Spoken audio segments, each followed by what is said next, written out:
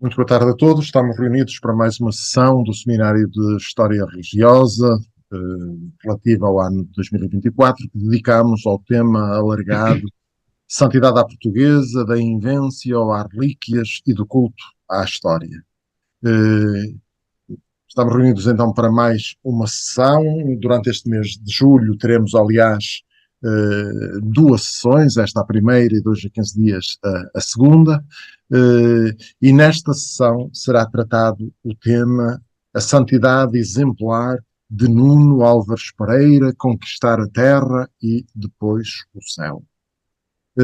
Para abordar o tema, temos connosco neste fim de tarde, temos o gosto de ter connosco neste fim de tarde, o professor João Gouveia Monteiro, que eu muito sumariamente passo a apresentar a partir da ficha do seminário.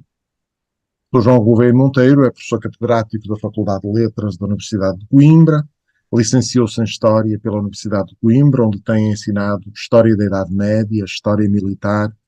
e História das Religiões. É autor de 150 trabalhos científicos, incluindo 30 livros. Entre as suas publicações recentes incluem-se as obras Nuno Álvares Pereira, Guerreiro, Senhor Feudal e Santo, Os Três Rostos do Contestável, de 2017, também História Militar de Portugal, do mesmo ano, Portugal Medieval, do Condado ao Império, de 2023, estas duas últimas obras em conjunto. Ocupa-se agora do estudo das grandes tradições religiosas, tendo dirigido as obras História Concisa das Grandes Religiões, publicado em 2021, onde escreve sobre o hinduísmo, o budismo e o confucionismo, e História das Religiões, da origem dos deuses às religiões do futuro, de 2023, onde escreve sobre o zoroastrismo e o taoísmo. Traduziu e estudou também o compêndio da arte militar do tratadista romano Flávio Vigésio Renato. Em 2001-2002 foi professor convidado da Universidade de Paul Valéry, Montpellier III.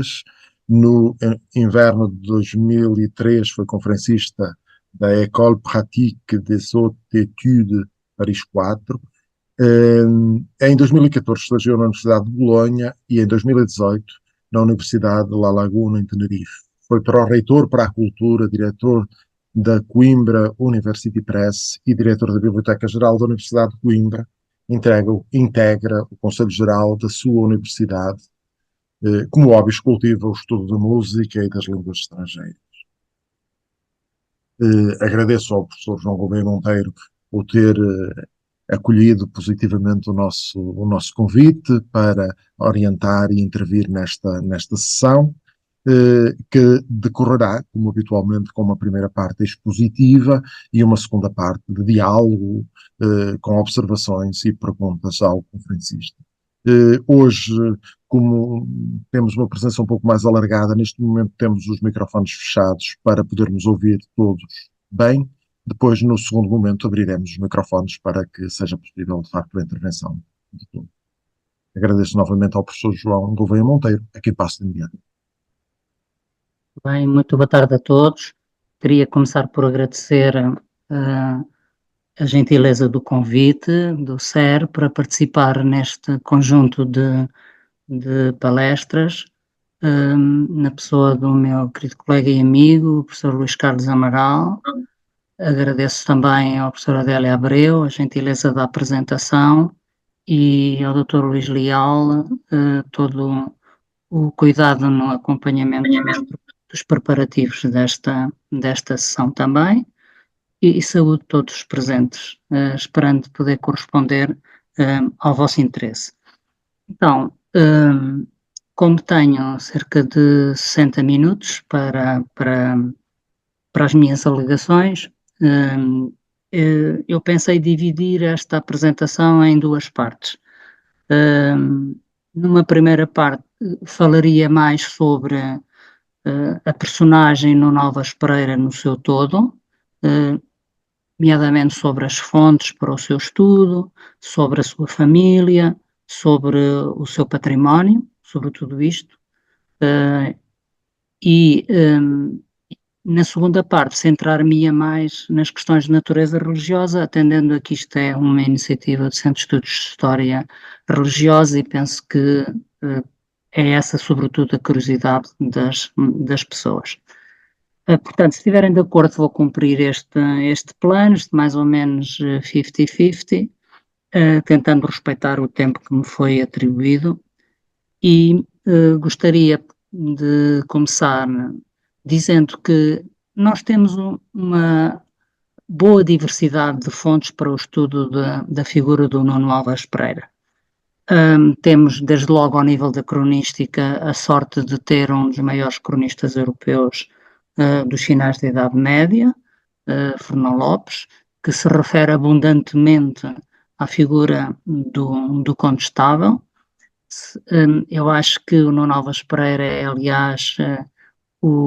talvez o herói principal das crónicas do Fernão Lopes, que começam a segui-lo ainda na crónica de Dom Fernando e que depois o acompanham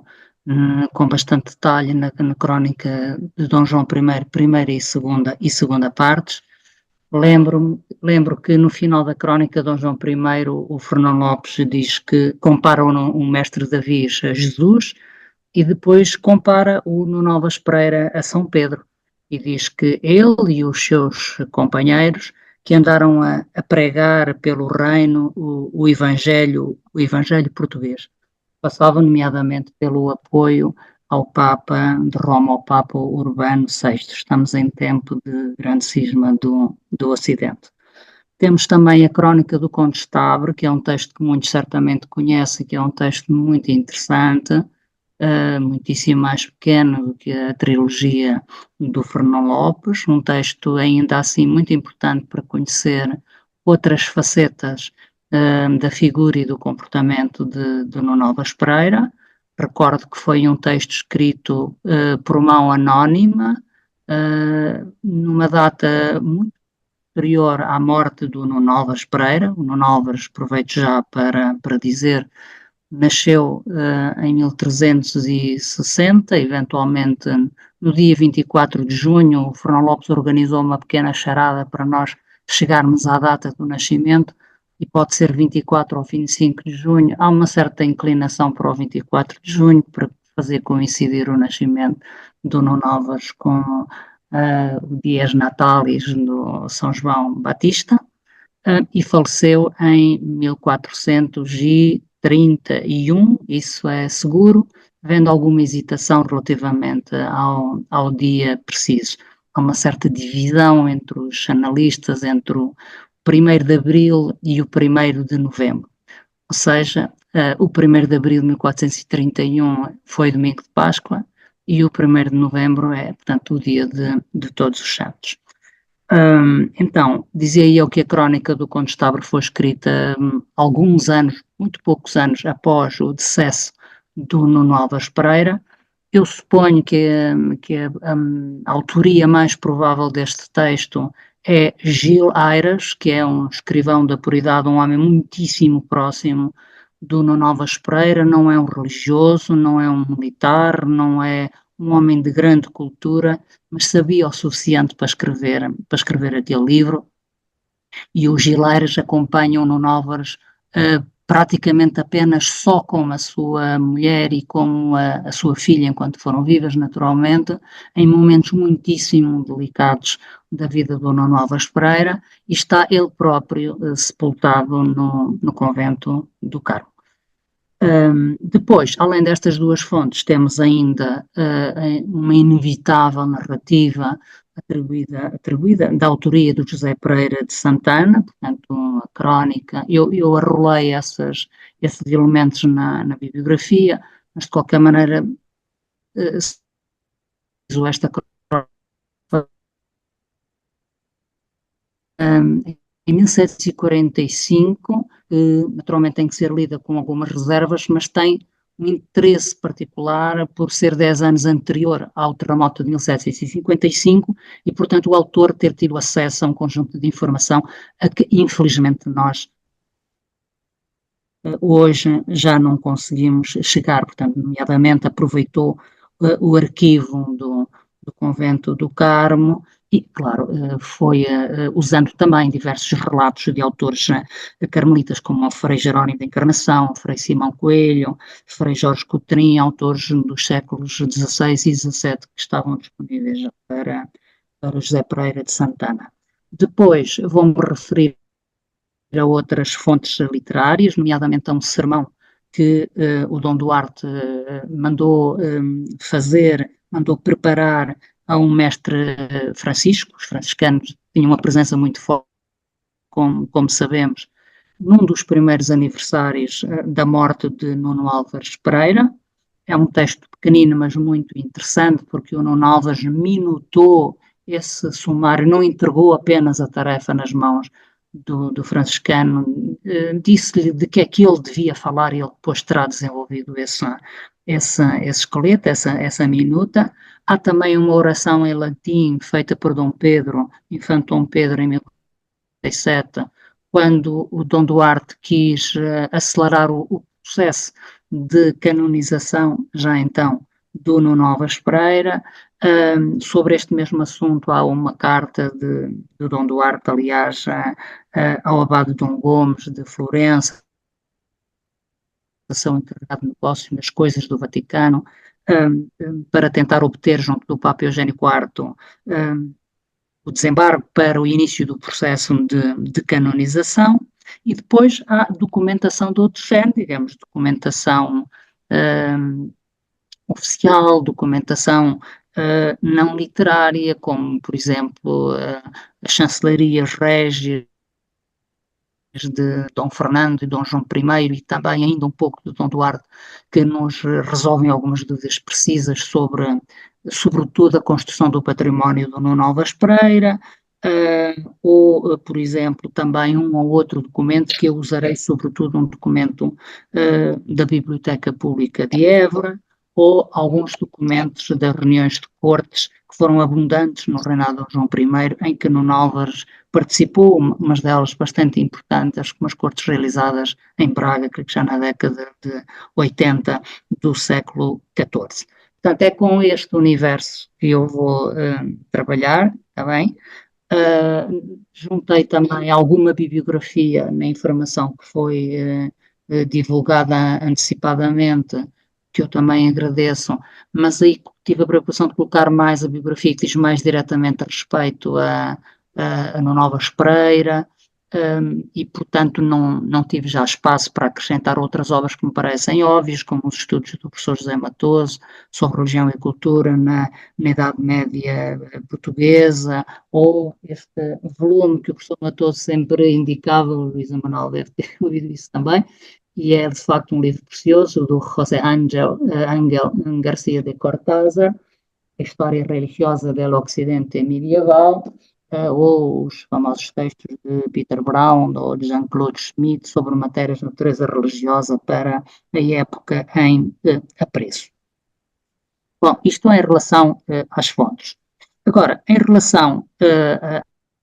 à família, gostava de situar também um bocadinho a família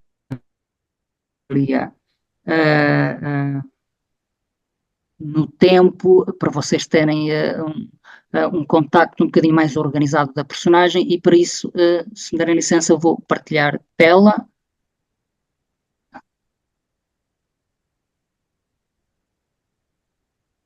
Penso que já estarão a ver neste momento. Bom, vou ampliar um bocadinho, porque só nos interessa uma parte, para vocês terem uma leitura um pouco mais confortável. Este esquema é da professora Rita Costa Gomes, e saltou. E este esquema, o Nuno Álvares por acaso não está neste esquema, está num outro que eu vos vou mostrar, mas está a figura do seu pai, Álvaro Gonçalves Pereira, sobre o qual também já dispomos de estudos muito interessantes, nomeadamente a professora Paulo Pinto Costa, mas também com alguns contributos de outros autores. O Dr. Miguel Gomes Martins também já escreveu sobre ele, e portanto temos aqui o pai, o avô e o bisavô de Nuno Álvares Pereira. Eu até poderia começar mais atrás, mas aí já sairia do esquema da Rita Costa Gomes, pelo menos para lembrar que Nós sabemos que o quinto avô paterno de Nuno Álvares Pereira, portanto, dito por palavras mais simples, o bisavô do bisavô deste Gonçalo Pires Pereira, que aparece aqui no topo do esquema, está documentado para a primeira metade do século XII, representando um ramo galego da poderosa família dos Trastâmaras, que se estabeleceu em Entre Douro e Minho, que foi senhor do Couto de Palmeira, em Santo Tirso. Teve como descendente um Rui Gonçalves de Pereira, tetravô do Nuno Álvares, que terá fundado ele próprio a Quintã e Honra de Pereira, daí depois o nome específico que a família colheu. Esta honra situava-se na zona de Vila Nova de Famalicão, nas margens do Rio Ave, ali por Vermoim. Depois temos um trisavô, Pero Rodrigues Pereira, que está bastante documentado, ou satisfatoriamente documentado em portuguesa, até 1183, portanto já muito nos finais do século XII, altura em que desaparece, talvez na sequência de algum litígio, ainda com Afonso Henriques, ou já com Dom Sancho I, e os filhos desse Pero Rodrigues de Pereira, trisavô do Nuno Álvares Pereira, têm uma existência já muito mais apagada na corte, possivelmente como sugere o professor José Augusto Sotomayor Pizarro, em virtude de alianças matrimoniais mais sucedidas, mas sem que, contudo, isso impedisse o alargamento do seu património noutras direções, na direção de Ribadave, de Faria, de Braga, entre outras. Portanto, ao longo do século XIII, esta situação mantém-se, portanto, simultaneamente, apagamento da presença, da marca, da pegada dos Pereiras na Corte Régia Portuguesa, mas alargamento do seu território, até que chegamos onde este esquema da Rita Costa Gomes começa à figura do bisavô paterno do Nuno Álvares Pereira, Gonçalo Pires Pereira, que foi grão-comendador do hospital nos Cinco Reinos de Espanha até 1268, foi comendador de Límia, de Toronho, de Faria, portanto vê-se aqui bem esta geografia, Nortanha, Minho, Galiza, que casou com esta senhora aqui assinalada, Urraca Vasques Pimentel. Esta é uma ligação que nos interessa, já vão perceber porquê. Sabemos que por esta altura, ele morre antes de 1298, mas numa altura em que o património dos Pereira também já tinha se alargado aos vales do Sousa, do Douro e do Voga, e então sim, podemos dizer que estão reunidas as condições para um regresso em força da família dos Pereiras à corte régia. E isso acontece, sobretudo, pela via clerical, como também bem sinaliza o professor José Augusto Pizarro, e também resulta claro da consulta dos importantes estudos da professora Paulo Pinto Costa. Reparem que este Gonçalo Pires Pereira, Gonçalo Gonçalves Pereira, perdão, já estou aqui no segundo Gonçalo Gonçalves Pereira, avô paterno de Nuno Álvares, foi bispo de Lisboa em 1322 e depois, como o esquema da Rita Costa Gomes indica, foi arcebispo de Braga durante mais de 20 anos, de 1326 a 1348. Este homem estudou em Salamanca, onde teve uma ligação amorosa com uma dama chamada Teresa Pires Vilarinho, da qual vem a resultar a grande figura que é o pai de Nuno Álvares Pereira. Costuma-se dizer que por trás de um grande homem está sempre uma grande mulher. Creio que nós até poderíamos aqui dizer que por trás de um grande homem como Nuno Álvares Pereira está um grande pai, que foi de facto este Álvaro Gonçalves Pereira. Foi uma personagem com uma importância até à escala peninsular, não apenas portuguesa. Foi um homem que foi eleito prior do hospital ainda muito novo, não tinha ainda 20 anos, talvez à volta de 18 anos. Eu penso que ele substituiu no cargo um Pimentel, Estevão Vasques Pimentel, que era meio-irmão desta Urraca Vasques Pimentel, e por isso eu há bocadinho a sinalizei. É muito provável que a relação de amizade do pai do Álvaro Gonçalves Pereira com o arcebispo de Braga, que a relação de amizade do pai do Álvaro Gonçalves Pereira, Gonçalo Pereira, arcebispo de Braga, com Estevão Vasques Pimentel, tenha facilitado a escolha de Álvaro Gonçalves Pereira para prior do hospital. O certo é que por estas duas vias, ambas clericais, uma mais secular, com o arcebispo Gonçalo Pereira, outra mais regular, com a ordem militar do hospital, através de Álvaro Gonçalves Pereira, a presença dos Pereiras na corte portuguesa no século XIV torna-se muitíssimo importante. O Álvaro Gonçalves Pereira é um privado de Dom Afonso IV, de Dom Pedro I, de Dom Fernando, está, como é sabido, na Batalha do Salado, esteve em Rhodes, foi conselheiro do rei Dom Pedro I de Castela, a pedido deste, e, portanto, tem, de facto, uma dimensão que é uma dimensão notável. E é também ele que vai desviar o centro de gravidade, isso também nos interessa para conhecer o filho, o centro de gravidade da ordem do hospital, da zona de Lessa do Baliu, para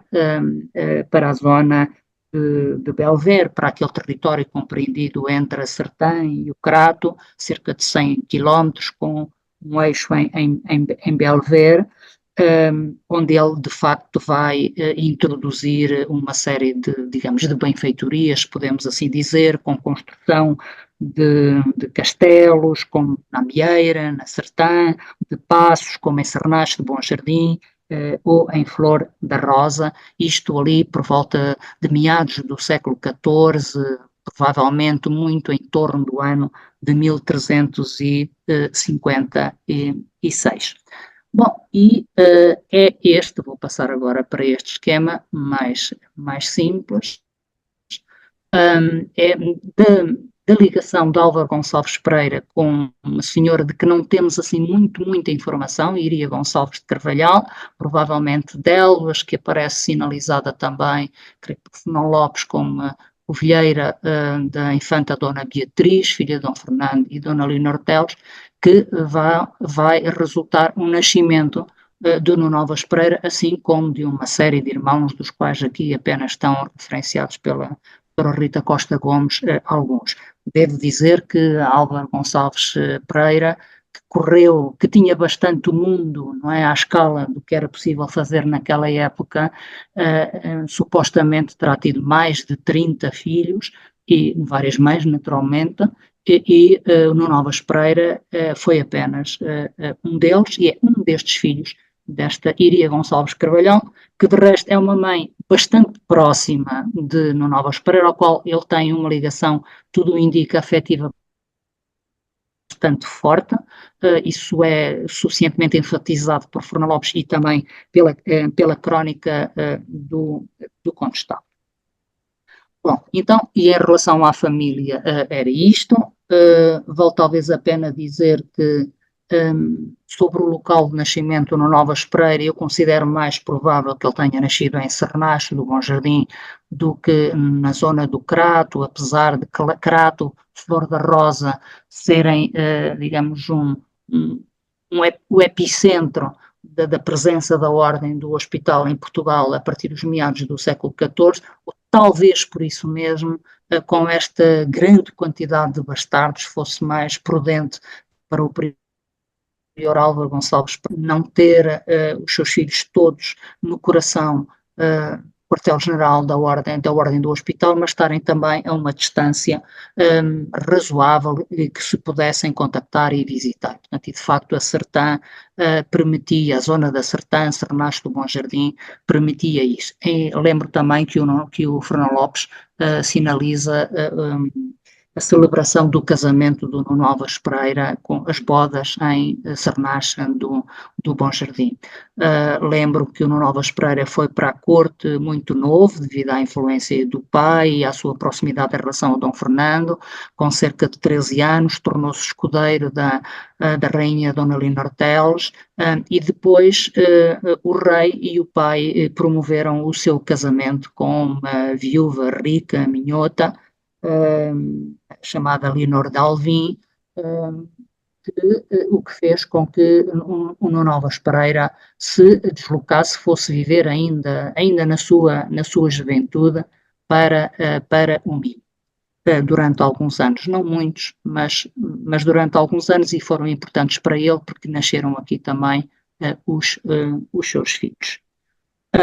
Bom, então, o seu casamento com a Leonor Alvim ajuda-nos a explicar também o seu património. E eu sobre isso gostava de dizer duas ou três coisas que me parecem importantes e que nos ajudam a perceber melhor a natureza e a solidez da carreira extraordinária que este homem vai fazer. Na verdade, este mapa, não estamos a vê-lo ainda todo, aqui para apanhar rolê tem que diminuir um bocadinho. Este é o mapa do professor Oliveira Marques, como está indicado aí, e nós percebemos que, de facto, o património do Nuno Álvares é avassalador. Ele é, sem dúvida, nos inícios do século XV, o homem mais rico do reino, em Portugal, a seguir a monarca, e tem um património que está organizado em três polos principais, portanto, um mais a norte, sobretudo no Minho e aqui numa faixa transmontana que engloba Montalegre e Chaves, depois na Extremadura, numa zona mais central, com Porto Mós, com Orém, sobretudo, e também com alguns bens em Lisboa e na região de Almada, e depois um conjunto vasto de propriedades no Alentejo, em especial no Alto Alentejo, completadas depois aqui com Lolé, no Algarve também. É interessante ver como este património foi construído, a professora Mafalda Soares da Cunha estudou isso muito bem, e eu talvez frisasse apenas, para não me demorar demasiado neste tema, que é bem interessante, que em Portugal, nesta altura, os títulos de nobreza são muitíssimo escassos, não é? Resumem-se alguns condados, o Condado de Ceia, o Condado de Viana, depois os mais importantes, o Condado de Barcelos, creio que foi o primeiro, ainda com Dom Dinis, depois também o Condado de Arraiolos e o Condado de Orém. Ora bem, Nuno Álvares Pereira vai ter só ele 3 condados. Ele vai ser Conde de Arraiolos, primeiro, aqui no Alto Alentejo, entre Montemoro Novo e Estremoz. Eu creio, não se conhece exatamente a data em que isso acontece. Ele vai substituir o falecido Conde Dom Álvaro Pérez de Castro, irmão da Bela Inês de Castro, nessa condição. Eu suponho que isso tem diretamente que ver com a colaboração militar que o Nuno Álvares já dava como fronteiro do Alentejo ao mestre Davis, nomeadamente a sua expressiva vitória na Batalha de Atoleiros em 6 de abril de 1384, que teve um impacto psicológico enorme, embora ele só receba o Condado de Arraiolos sobre o final do ano. Eu penso que isso tem também que ver com a circunstância do mestre Davis estar retido em Lisboa, não é? O famoso cerco castelhano a Lisboa no verão, até inícios de setembro de 1384. Depois de Aljubarrota, ele vai receber o Condado de Orém, portanto há aqui uma relação de causa e efeito absolutamente evidente entre a batalha, a mãe de todas as batalhas portuguesas, e a entrega do Condado de Orém ao Nuno Álvares Pereira, pelo rei, agora já rei, e depois vai receber também o Condado de Barcelos. Portanto, ele vai receber o Condado de Barcelos também na sequência de um êxito militar que vai alcançar, portanto, aqui na região de Mérida, entre Badajoz e Mérida, na Batalha de Valverde, que foi travada não muito depois de Aljubarrota, foi travada em inícios de outubro de 1385. O que eu estou a querer sublinhar é que a dimensão excepcional deste património só se compreende se tivermos em conta a excepcionalidade da carreira militar do Nuno Álvares Pereira. E por isso nós percebemos que este património é quase todo constituído, grande parte dele, entre 1384 e 1388, que são os anos da guerra, digamos assim, O coração desse património entra na posse do Novas Pereira nessas alturas, embora haja doações bastante precoces, até podia sinalizar aqui as primeiras que se conheciam mal, como a Walter do Chão, por exemplo, a Sumar, a Chancelana, ainda com ele muito novo, com 13 anos, creio, quando entra para a corte, uma parte no Minho também, quando casa com a viúva de Vasco Gonçalves Barroso, e vai para o Minho, naturalmente, mas o grosso é nos anos quentes da guerra, entre 1384 e 1388. Quando a guerra fica resolvida, quando a guerra está ganha, abrandam as doações a Nuno Álvares Pereira. Claramente, o mestre Davis, depois Dom João I, já não precisa tanto de recompensar o seu fiel condestável. E o que nos vai aparecer na documentação são, sobretudo, cartas de confirmação de doações, ou então de privilégios, incluindo alguns privilégios judiciais, alguns deles muito expressivos. Eu fui buscar só 2 exemplos para vos transmitir. Em 1387, o rei determina que os corregedores, os ouvidores e os sobrejuízes do rei, portanto, oficiais muitíssimo importantes do rei, não tomem conhecimento das apelações e dos agravos, isto é, das queixas que existirem nas terras do condestável,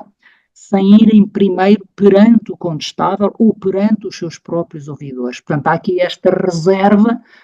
que diferencia a forma de tratamento que os principais oficiais do rei devem usar relativamente ao condestável. E 4 anos mais tarde, em 1391, é dito que os almoxarifes do condestável, já se é curioso, o condestável ter o próprio almoxarifes, passam a ter direito a tomar conhecimento prévio dos feitos dos almoçarifes régios, que são oficiais muito importantes, são agentes fiscais encarregados da cobrança das rendas, para poderem sobre eles dar o despacho conveniente. Não é? E, portanto, isto penso eu que diz tudo sobre a influência que, mesmo quando a guerra já estava ganha, o Nuno Álvares continuava a ter junto do monarca, se não através de um engrandecimento ilimitado do seu património, pelo menos através destes privilégios a que sucessivamente tem direito e que acumulam. Aliás, a questão patrimonial acabou por estar na origem de um conflito muitíssimo grave do Nuno Álvares Pereira com o rei, ali entre 1393 e 94. Nuno Álvares Pereira pôs até a possibilidade de abandonar Portugal com os seus homens, com os bravos do seu pelotão, 2, 3 dezenas de homens que eu tinha acompanhado toda a vida nas principais campanhas militares, e foi resolvida a muito custo pelo monarca. É um património do qual ele se vai despossuir, digamos assim, desfazer progressivamente. Primeiro, quando distribui bens aos seus companheiros de armas no segundo semestre de 1393, sobretudo aqui na região do Alentejo, e os torna seus vassalos, coisa que o rei não autorizou. João de Regra estava demasiado atento para permitir que um senhor que já tinha esta parte tão grande de Portugal e numa zona de fronteira pudesse ter os seus próprios vassalos. A coroa proibiu, só o rei poderia ter vassalos. O rei vai obrigar o Nuno Álvares Pereira a reaver os bens que tinha doado aos bravos do seu pelotão, embora eu creia que pelo menos até à morte do Nuno Álvares esta ordem não foi rigorosamente cumprida. Vai desfazer-se de uma outra parte com o casamento de Dona Beatriz, da sua única filha. No Minho nasceram 3 filhos, 2 meninos e uma menina. Os meninos não sobreviveram, a taxa de mortalidade infantil era brutal na altura. Beatriz sobreviveu e foi, no fundo, a filha de que ele pôde usufruir e que morreu, aliás, muito antes dele. Beatriz morreu relativamente nova, creio, por volta de 1412, quase 20 anos antes do pai. E quando a filha casou com o filho bastardo do rei, Dom Afonso, que viria a ser Conde de Barcelos e Duque de Bragança, uma personagem muito importante da história portuguesa até cerca de 1460, Nuno Álvares Pereira transferiu para ele para o genro, o Condado de Barcelos e algumas das suas possessões aqui na zona do Minho, provavelmente muitas delas. Depois, em 1404, quando começam a chegar, começa já a haver um número significativo de freiros, de monges vindos do convento carmelita de Moura, no convento do Carmo, ele transfere para eles também uma série de bens, reservando algumas condições, o que é curioso, nomeadamente deles não alienarem esses bens, da sua mãe, lá está, Iria Gonçalves, poder ter uso do fruto vitalício deles e, sobretudo, o direito de Nuno Novas Pereira poder continuar a administrar esses bens, apesar de doados em vida própria, portanto, mesmo no convento, ele quis manter uma presença ativa em termos de administração, da administração dos bens ligados ao convento do Carmo. Depois, em 1422, com as suas doações aos netos, aos 3 netos, os filhos de Beatriz e de Afonso, o mais velho, também chamado Afonso, sobretudo na zona da Extremadura, Fernando II na zona do Alentejo, e depois o terceiro era uma menina, Isabel, que casou com o filho de Dom João I e Filipe de Lencastre, o infante Dom João, e que recebeu algumas localidades, como Lousada, na zona de Passos de Ferreira, Paiva, creio que na zona de Castro Daire e Almada também. E são estes os 4 momentos principais do desfazimento do património, completado depois em 1423, que é o ano em que o Nuno Novas Pereira doa o seu opus magno, o convento do Carmo, aos monges da Ordem do Carmo, à Ordem do Carmo. A construção deste convento também, só por si, poderia dar uma palestra, foi extremamente difícil, terá demorado mais de 30 anos a ser construído, entre 1389 e 1422. Parece que os primeiros carmelitas vindos de Moura terão chegado ao Carmo já nos anos finais do século XIV, talvez em 1397. Nestas matérias são muito importantes os estudos do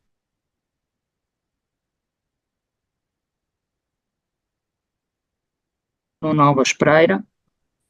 Deve ter havido atos de culto no convento do Carmo a partir de 1407 e no verão de 1422 Nuno Novas entra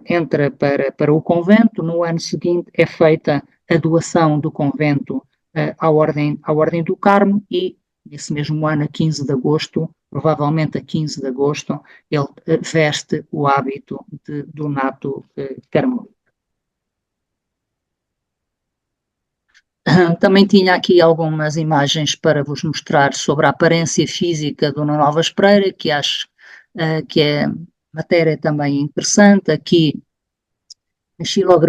xilogravura da edição de 1526 da Crónica do Conde de Stabra, em que ele aparece já idoso, mas ainda vestido com o equipamento militar completo, com o arnês completo e com o seu bacinete com penache e plumas no chão. Depois, esta imagem, que é, no fundo, acaba por ser a imagem de referência à qual todos se reportam. Perdão, estava a tentar aqui aumentar um bocadinho. E que o selo dos CTTs, lançado em 2009, o ano da canonização, também consagrou. Trata-se de um quadro que existiria no convento do Carmo. Tem-se disputado a respectiva autoria, mestre já, com talvez o pintor Régio António Florentin, que suscitou uma série de cópias, e da casa de Pombal do Conde do Eiras chegou-nos uma cópia excelente, que, a partir da qual depois foi feita esta reprodução. Ele aqui já está claramente com o hábito carmelita e no próprio convento do Carmo.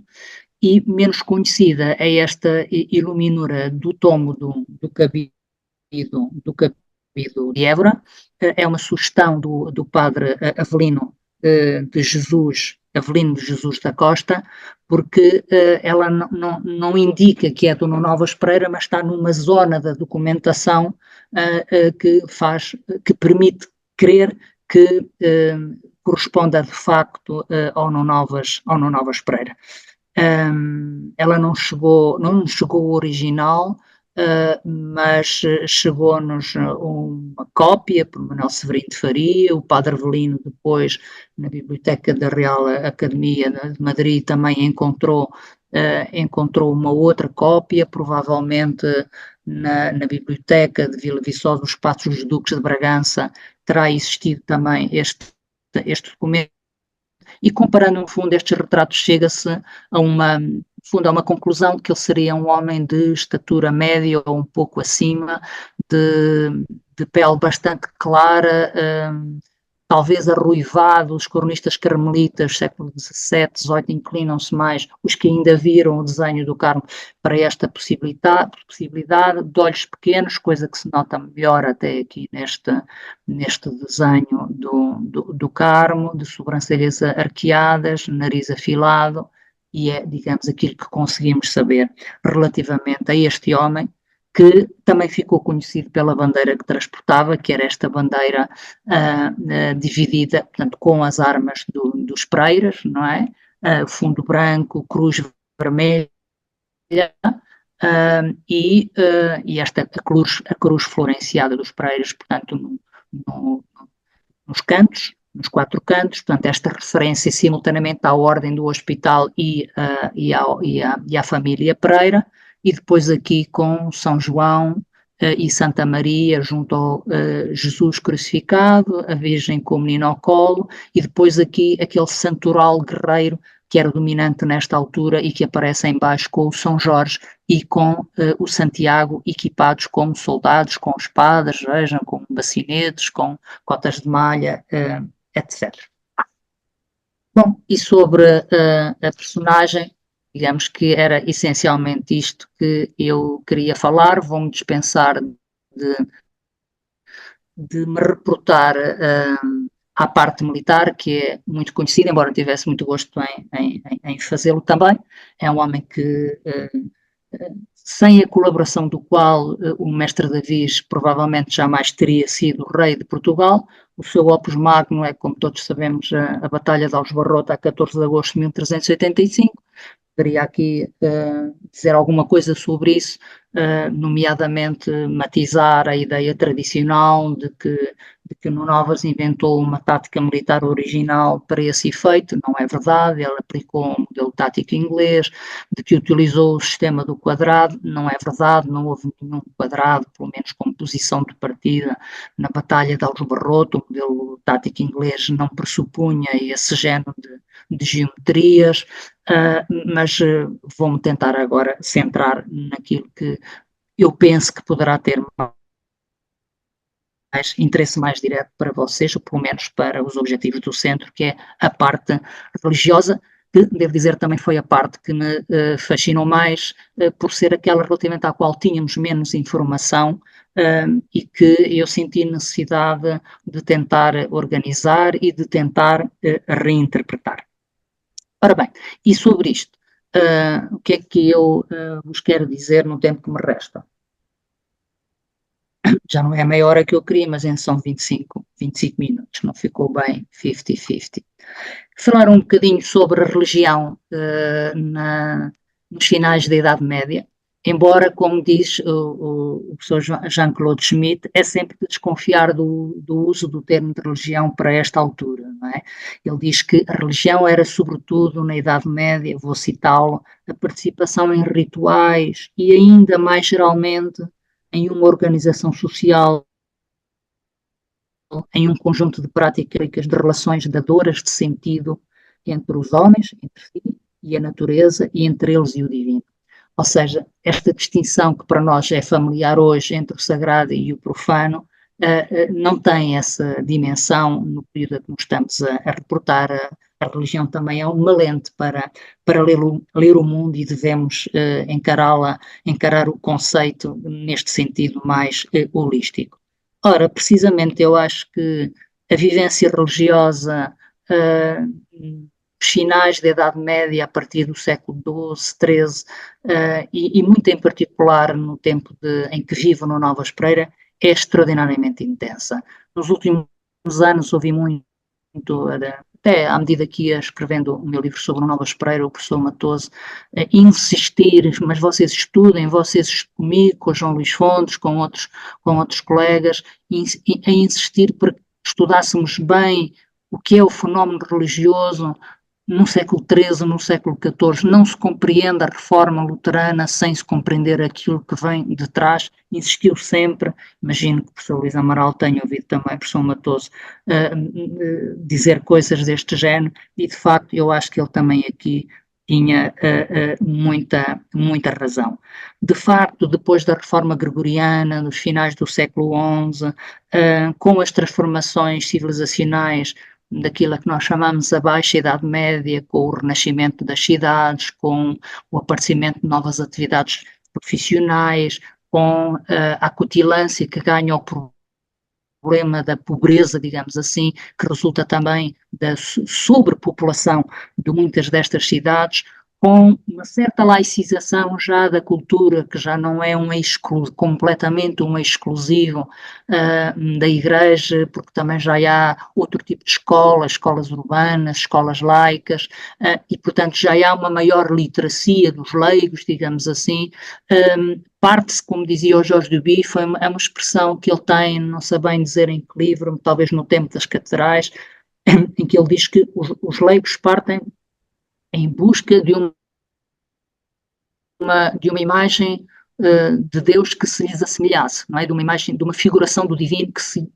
lhes assemelhasse, que se assemelhasse à sua condição sofredora, precisamente por causa do problema da pobreza, que também resultava da novidade de algumas dessas profissões, os comerciantes, por exemplo, que ainda corriam muitos riscos, sobretudo aqueles que se abalançavam para fazer um comércio que não fosse só um comércio de vizinhança, e portanto há aqui um clima sobre o qual eu quero colocar a minha personagem, que é um clima de vontade de participação dos leigos também nas discussões que impliquem matérias de natureza espiritual. A professora Lourdes Rosa, que também é uma das grandes estudiosas do fenómeno religioso, e em especial da religiosidade dos leigos nesta altura, tem também sublinhado muito isto. Os leigos querem participar e fazem as suas próprias escolhas, aliás, uma muito maior concentração do olhar sobre o Novo Testamento, a valorização da figura de Cristo, da figura de Mãe de Jesus, todo esse processo de uma certa humanização do cristianismo que nós podemos constatar até na iconografia do gótico, se a compararmos com a do românico, o aparecimento no gótico do Cristo crucificado, sangrando, caindo sob os braços da sua mãe. Esse é o tempo de que eu estou a falar. E neste ambiente, naturalmente que por este desejo de participação, os leigos vão desenvolver uma parte que ainda está, de certa maneira, oculta ao nosso olhar, mas que é extraordinariamente interessante de descobrir. Quer dizer, por detrás da Eclésia, para usar a expressão da Maria Lourdes Rosa, existe um mundo religioso e um mundo variado de que são parte integrante esses leigos que são, digamos, o objeto dessas transformações sociais e o testemunho dessa vontade de transformar. Posso-vos dar alguns exemplos dessas manifestações de religiosidade dos leigos, como, por exemplo, os livros de horas, com as suas lindas iluminuras. Dom Duarte até fez interpelações com orações sobre os seus pais em alguns desses livros de horas. A prática da oração e da meditação piedosa, que antes estava reservada aos clérigos. A voga da ascese, do domínio das paixões, na linha daquela corrente intitulada habitualmente Devotio Moderna, que se desenvolve a partir dos Países Baixos em finais do século XIV, em particular na Holanda, em ligação com os congregantes de Santo Agostinho, com a figura de Santo Agostinho de Windesheim. Um testemunho bom disso é a importância que teve uma obra que provavelmente conhecerão também, de Ludolfo da Saxónia, a Vita Christi, um homem do século XIV. Este livro é, aliás, um livro que é oferecido pela Dona Isabel, duquesa da Borgonha, ao seu irmão Dom Duarte, e que conheceu uma tradução portuguesa, e Portanto, isto é revelador do clima de que eu estava a falar antes e é também o cimento para o desenvolvimento de uma série de estratégias de salvação, para me suportar aqui de novo nas palavras da Maria de Lourdes Rosa. A ideia da remissão dos pecados através da dádiva, aquilo que o Padre Ais Nascimento chama também a espiritualização da riqueza, não é? Que é talvez especialmente tocante para aqueles que são mais ricos, e aqui chama a atenção para o caso do Nuno Alves Pereira, não é? Porque ele não só é um guerreiro, um bellator, é um homem que ao longo da sua vida, por profissão, derramou sangue, como ele é também um homem que tem um património monumental. E esta gente conhece a passagem do Evangelho de São Mateus, 19, que diz que mais facilmente passa o camelo pelo buraco da agulha do que entra um rico no reino dos céus, e preocupam-se relativamente à sua salvação. E, portanto, esta transferência da sua riqueza bruta para causas de natureza espiritual adquire todo o sentido. Isso materializa-se também na fundação de capelas privadas,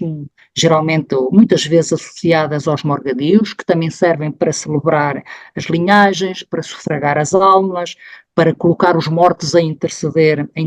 pelos vivos, que criam aqui este cenário de uma certa privatização do espaço eclesial que estava, cujas fronteiras estavam antes mais bem demarcadas e tuteladas, não é? E de um certo acesso a este mundo religioso pelos leigos, pelo menos pelos leigos mais abastados, que estavam excluídos das cerimónias religiosas oficiais, digamos assim, gera, como diz a Lourdes Rosa, pequenas sucursais da máquina de espiritualizar. Podia citar também os testamentos, estas formas de organização da morte, de disposição dos bens, em que se começa agora pelas prescrições acerca da alma, esta tentativa de converter a morte em nascimento da alma, e alguns dos testamentos que se conhecem, aliás, que documentam esta tendência, são de pessoas próximas do Nuno Alves Pereira, por exemplo, Pedro Anos Lobato, que era um grande amigo seu, mas também há próximos do rei, como o escrivão da Puridade, o Gonçalo Lourenço Gomido, cujo testamento também se conhece e testemunha isto que eu estava a dizer, a voga de possuírem altares portáteis, os seus próprios capelães, a possibilidade de celebrar os ofícios divinos mesmo à noite e em localidades sujeitas a interditos. O Nuno Alves Pereira tem um breve do Papa Urbano VI em 1387, que é um pouco nesse sentido. A possibilidade de possuírem capelas domésticas, livros litúrgicos, alfaias religiosas. Estou a recordar-me aqui da figura de um alcaide-mor do Porto, precisamente, o João Rodrigues de Sá, homem que comandou a frota que tentou desbloquear o cerco marítimo a Lisboa em 1384, que esteve com Nuno Álvares em Aljubarrota e que foi depois alcaide-mor do Porto e que recebeu uma indulgência do Papa em 1391 para uma capela que deveria ser fundada num mosteiro mendicante. E já que falo nos mendicantes também, naturalmente, há bocadinho já levantei um bocadinho o pano sobre isso, a falar do sermão do mestre Francisco, no aniversário da morte do Nuno Alves. Os mendicantes têm uma presença muitíssimo forte na corte portuguesa. Os franciscanos entram logo, creio que na década a seguir à conversão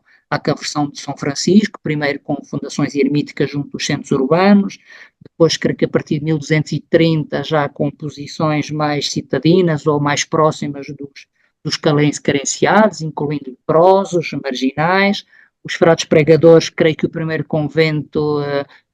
será um dos primeiros, Monte Junto, em 1230, na Extremadura. Lembro o impacto da chegada dos 5 mártires de Marrocos em 1220 e a influência que se teve no trajeto de Fernando Bulhões, do futuro Santo António. Lembro-me que a partir de finais do século XIV, talvez 1392, a observância, portanto,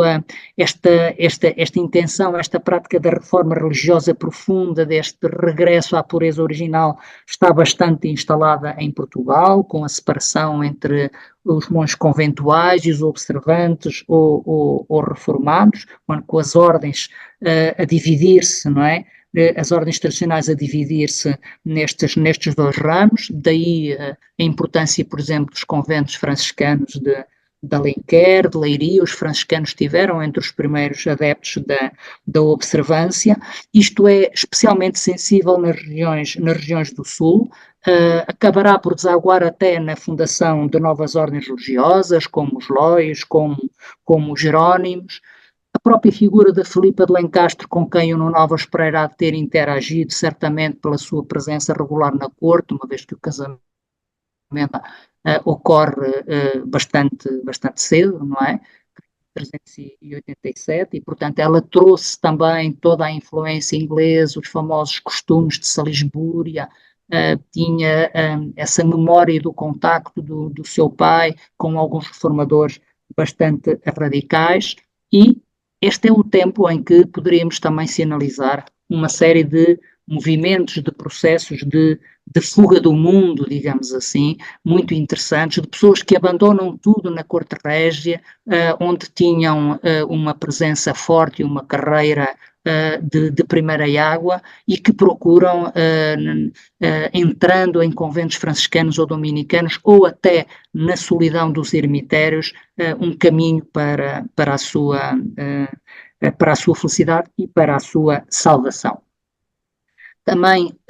vale a pena lembrar que a Ordem do Carmo está presente em Portugal, não se sabe bem desde quando, mas não antes de 1250 e não depois de 1310, 1314, há duas teses sobre isso, que terão entrado pelas mãos dos hospitalários,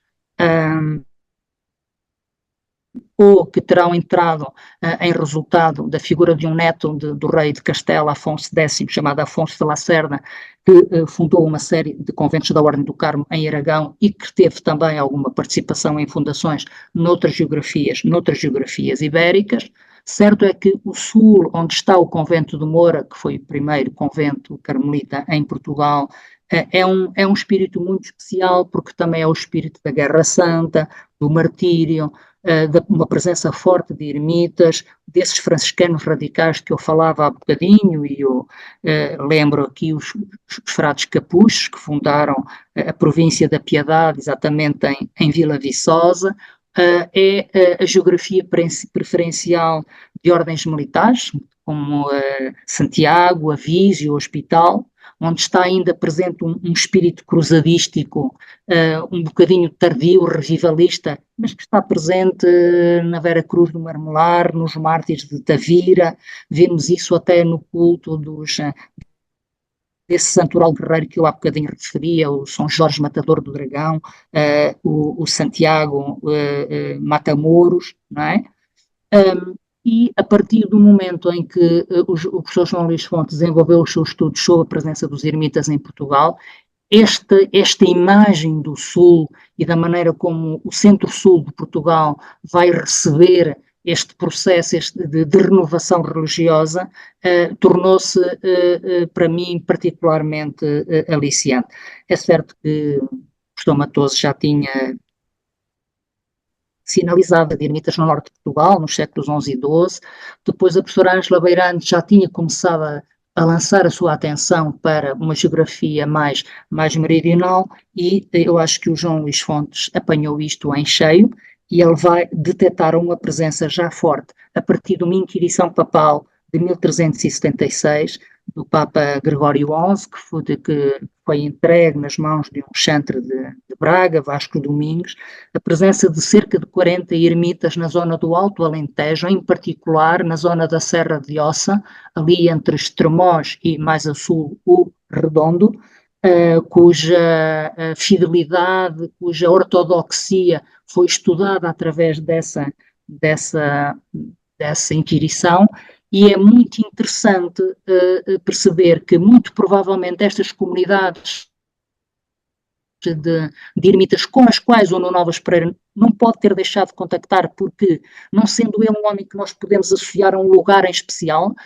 o Nuno Alves, de facto, nunca se enraizou em lado nenhum. Terá nascido em Cernache de Bom Jardim, depois foi para a corte, andou entre Santarém e Lisboa, casou, foi para o Minho, regressou a Lisboa, foi nomeado fronteiro do Alentejo, vai acabar em Lisboa de novo, no convento do Carmo, até com muitos interesses comerciais na zona de Almada. A verdade é que a mim me parece que o Alentejo é verdadeiramente a sua terra do leite e do mel, não é? É a sua zona de eleição principal. E é neste Alentejo que nós encontramos estes 40 ermitas que o João Luís Fontes admite, e eu acho que com bons argumentos, que possam estar diretamente relacionados com o movimento dos Fraticelli, isto é, desse franciscanismo radical que se desenvolve em Itália. Ele vai buscar a figura de um homem, que é Frei Vasco de Portugal, que é um homem que terá nascido em Leiria por volta de 1330 e que vai para a Itália e que terá estado em contacto direto com um dos líderes do movimento dos Fraticelli, Tomasuccio de Foligno, que depois regressa à Península Ibérica, está na Penhalonga, na zona de Sintra, contacta com Jerónimos em Espanha também e vai acabar por estar na fundação do eremitério de Valparaíso, em 1400, muito perto já de 1420, que é a data da sua morte.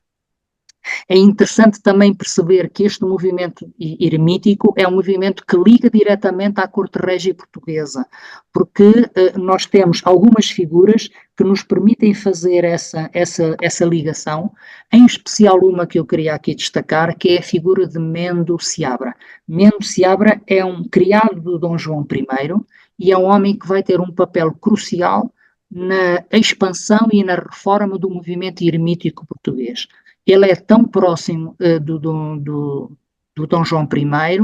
que a sua ligação afetiva ao infante Dom Duarte se torna muito intensa e, por exemplo, quando o infante Dom Duarte é fuzilado pela notícia da derrota portuguesa em Tanger, em 1437, e fica inconsolável, ele vai chamar o Mendes Seabra para junto de si para o tranquilizar. E este homem, que trocou a corte pelos ermitérios, vai expandir a geografia dos ermitérios na direção da Península de Setúbal, designadamente, e que vai estar também em contacto mais próximo do que aquilo que se conhecia, do que se supunha, com o Nuno Alves Pereira, como nós daqui a pouco já vamos ver. Bom, também queria dizer que os Pereiras, a família dos Pereiras, dá um incentivo brutal a estes ermitérios, com fundações na zona de Flor da Rosa, com Iria Gonçalves do Carvalhal, mãe do Nuno Alves Pereira, a fundar também um ermitério na zona de Portel, Álvaro Pereira também, na zona de Porto Alegre, Álvaro Pereira na zona de Portel, e com muito apoio também da corte, nós encontramos no curtíssimo reinado de Dom Duarte, que são só 5 anos, embora ele de facto já governasse o país há muitos anos, não é? Mas como rei só esteve 5 anos, há mais de 40 cartas de doação, de concessão de privilégios a ermitas que estão dentro desta geografia alentejana que eu vos citei e da Península de Setúbal também, depois sobretudo da reforma de Mendo Seabra, com a fundação dos mosteiros de Mendo Oliva e de Alferrara também, na região de Palmela, à qual eu me referirei já daqui a bocadinho. Ora bem, e portanto, quando eu quis perceber qual foi a influência religiosa dominante que se abateu sobre o espírito do Nuno Alves Pereira e que pode contribuir para explicar a radicalidade da sua opção final, não é? De viver no convento do Carmo, encontrei algumas pistas que me parecem sólidas e que ligam exatamente a este movimento. É certo, e sabemos, e não há nenhuma dúvida sobre isso, que já enquanto general, digamos assim, o Nuno Alves Pereira tinha desenvolvido uma atividade em que a parte religiosa estava muito presente. Os cronistas documentam o seu gosto por assistir a missas, a comunhão 4 vezes por ano, as confissões, a sua preocupação em guardar igrejas. Há até episódios muito giros, não tenho agora o tempo de contar, das crónicas sobre a maneira como Nova Espreira castigava os seus homens se eles penalizavam igrejas, a sua prática de rezar, de fazer jejuns regular, a prática da caridade, a sua decisão, que foi um verdadeiro vulcão que se abateu no cerco de Chaves de 1386, não permitir a presença de mulheres de má vida no seu arraial. O Fernão Lopes descreve o efeito que isso teve. Foi um verdadeiro terremoto e o próprio rei teve muita dificuldade em conseguir controlar esta ordem, mas ele vai enriquecer, digamos assim, essa sua prática religiosa, uma opção radical no final da sua vida, do qual eu queria ainda falar-vos um bocadinho e que me liga diretamente aos ermitas. Então, são 4 ou 5 argumentos que eu vou resolver aqui, que eu vou resumir aqui brevemente. Em primeiro lugar, no tal sumário que o rei Dom Duarte mandou o mestre Francisco compor para celebrar o ano primeiro, segundo, o terceiro, não sabemos bem, aniversário da morte do Nova Espreira, mandou o franciscano dizer que ele era exemplo de todas as categorias sociais, à nobreza, ao povo, aos letrados e também aos clérigos. E nessa passagem o Dom Duarte escreveu, isso pode ler-se no livro da Cartucha, não é? O livro dos Conselhos del Rei Dom Duarte: não contente de viver por si próprio, mandou por um pobre da serra cuja regra e obediência seguisse. Ou seja, o Nuno Nova Espreira, no final, já numa fase adiantada da sua vida, provavelmente terá trazido para o pé de si não apenas os ensinamentos, mas possivelmente até o exemplo concreto de pobres, os ermitães da pobre vida. Estes homens que são referenciados assim são geralmente pessoas ligadas aos ermitérios. Depois, graças à simpatia da responsável pela Biblioteca Pública Municipal de Évora, acedi a um documento, que é um documento muitíssimo interessante, que é um documento em que no Nova Espreira, já no Carmo, promove a doação de umas casas que pertenciam a um cunhado seu, Carlos Peçanha, descendente da família dos almirantes Peçanhas, casado com a sua irmã Beatriz, ao lado do convento do Carmo. Portanto, na zona da Trindade, chamado bairro do Almirante, ainda hoje é conhecido pelo bairro do Almirante. Não é? E o documento diz explicitamente que essas casas são para apoiar os ermitães da pobre vida. E, portanto, o Nova Espreira está no Carmo, mas traz os ermitães da pobre vida, que tinham pequenos pontos de apoio um bocadinho espalhados pelo centro-sul do país, para a Trindade, que é ao lado do Carmo. Nós até dizemos que caiu o Carmo e a Trindade precisamente pela contiguidade desses dois edifícios. Depois, o Fernão Lopes e a Crónica Contestável relatam um episódio em que 400 castelhanos esfomeados pela falta de pão, pelas más colheitas, intempéries, se refugiam em Portugal, e no Novas quer alimentá-los, mas quer fazê-lo com critério. E o que é que ele vai fazer para identificar os homens que de facto passam fome, para não haver oportunismos, aproveitamentos, e merecem ser apoiados com alimentos? Vai pedir aos ermitas dessa região, que vão funcionar como uma espécie de radar humano, que identifiquem os casos que se justifica exatamente apoiar, e que depois vão eles próprios buscar aos celeiros das propriedades do Nova Espreira o trigo para alimentar esses homens. Isso não seria fácil de fazer se não houvesse uma intimidade, uma convivência, uma confiança grande do Nuno Novas com os ermitas. Depois, a tal oração em latim de que eu falei no início, do infante Dom Pedro, para a eventual canonização do Nuno Novas Espreira, tem uma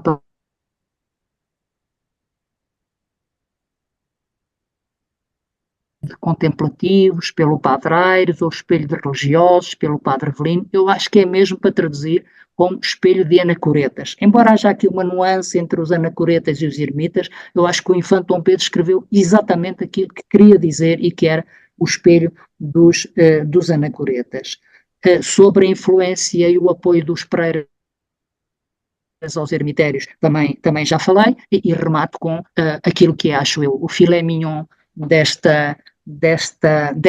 hipótese, que é uma hipótese de trabalho, como todas as outras. Nós sabemos que, como diz o físico Richard Feynman,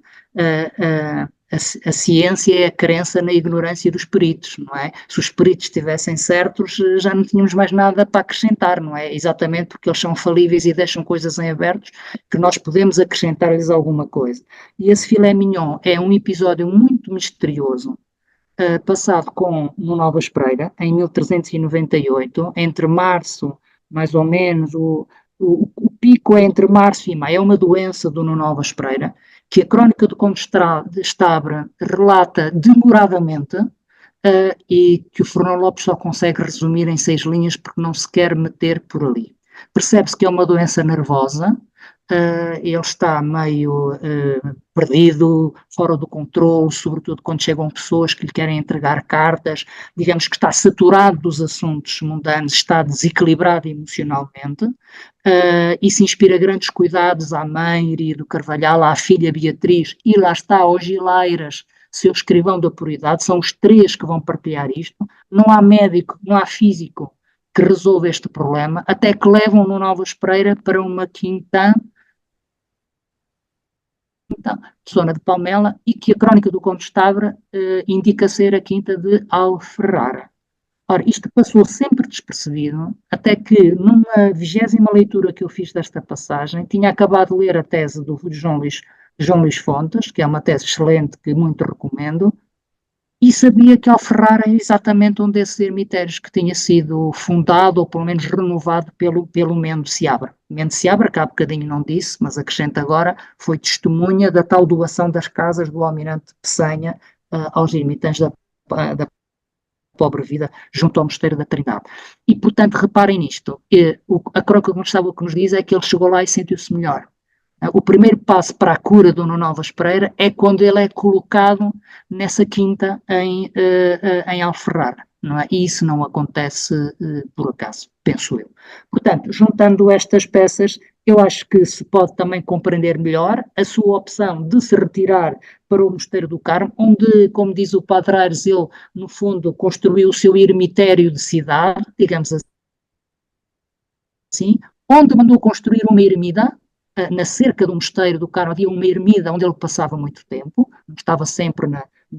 na sua cela, e onde ele viveu mantendo os bons costumes que já tinha na guerra, de se preocupar com os pobres, de distribuir sopa, de praticar a caridade, de visitar os doentes e os moribundos, e aí esteve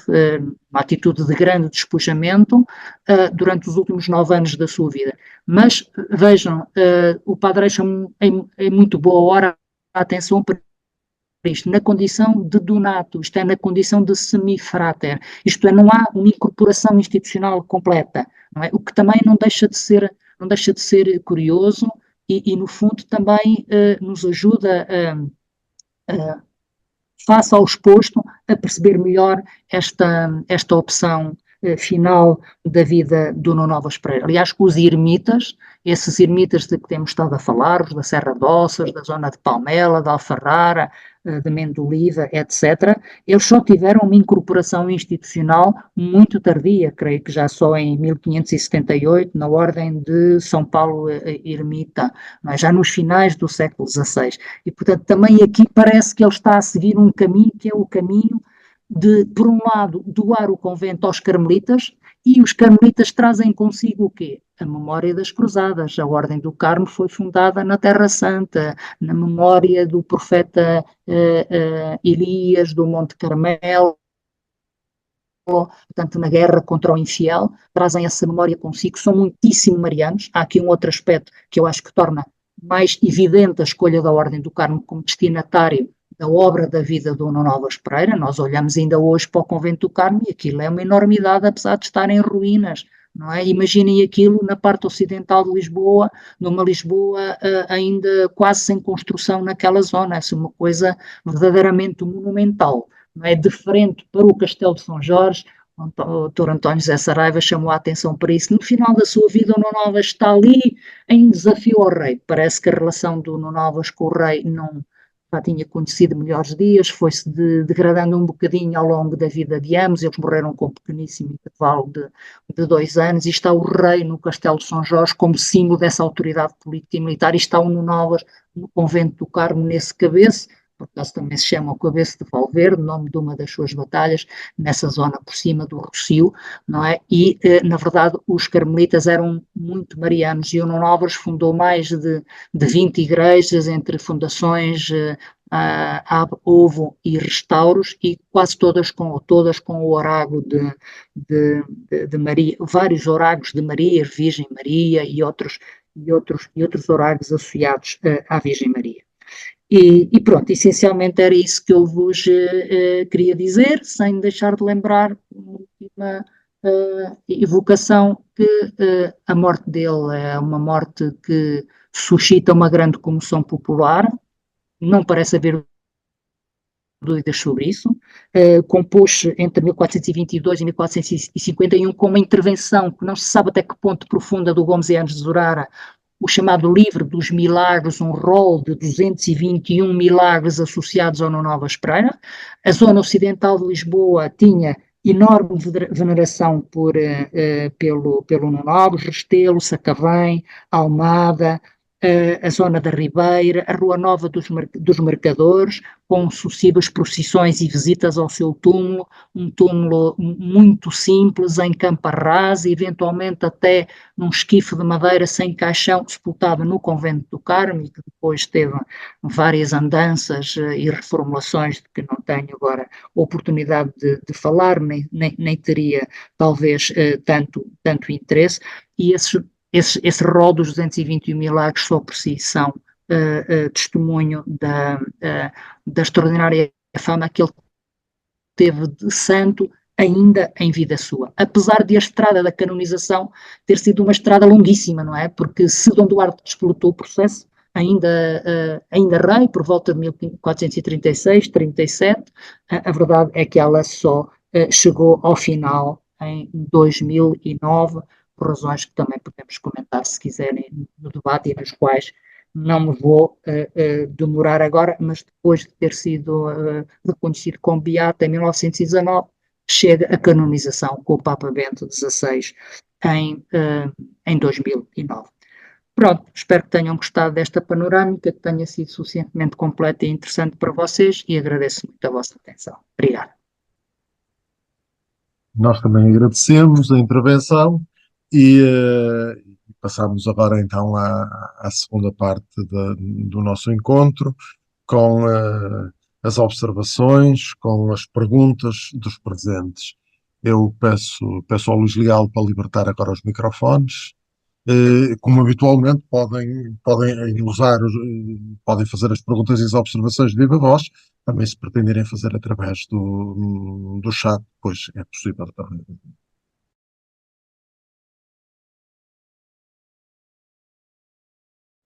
Agradeço, em primeiro lugar, ao professor João Gouveia Monteiro ter estado connosco esta tarde e ter refletido sobre este tema que a todos tanto agradou. E, simultaneamente, queria divulgar a nossa próxima sessão, que vai decorrer no dia 15 de julho. A professora Helena Osvalde vai tratar do tema Sílvia Cardoso, a vulgaridade de um percurso de vida no panorama cultural e religioso da primeira metade do século XX. Certamente regressaremos nesta próxima sessão, digamos, à possibilidade de estar presencialmente na Catedral do Porto ou virtualmente, desta forma como nos encontramos. Agradeço uma vez mais então ao professor João Gouveia Monteiro ter estado connosco, e agradeço a presença de todos. Ver-nos-emos, aqueles que puderem estar, então, na próxima sessão. Muito boa tarde. Obrigado pelo convite e felicidades para a continuação do ciclo.